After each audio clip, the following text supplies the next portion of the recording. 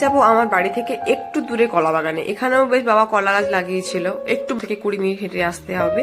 আমি এসছি, পার্থ এসছি, দুজনে স্কুটি নিয়ে এসছি, কারণ হাতে করে নিয়ে যেতে পারবো না, তাই জন্য আমি আর পার্থ এসছি। বাবা বলতো যে গাছে যদি মোচা কেটে নিয়ে না হয়, তাহলে গাছে যে ফল হয় মানে কলা হয় সেটা খুব একটা পুষ্টিকর মানে পুষ্কল হয় না, মানে মোটা হয় না। তো সেই জন্য আমরা এসছি, অনেকগুলো মোচাও ছিল, আমরা জানতামই না এরকম মোচা ফোচা আছে বলে। তো হঠাৎ মাত্র এলাম, দেখলাম যে মোচা আছে, তো মোচাগুলোও কেটে নিচ্ছি।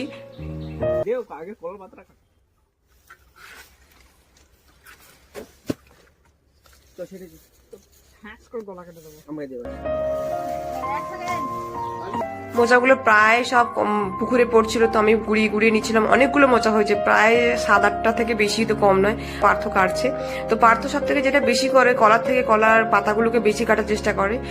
আজ এই পর্যন্ত থাক, দেখা হচ্ছে আবার কাল। আজ তবে আসি।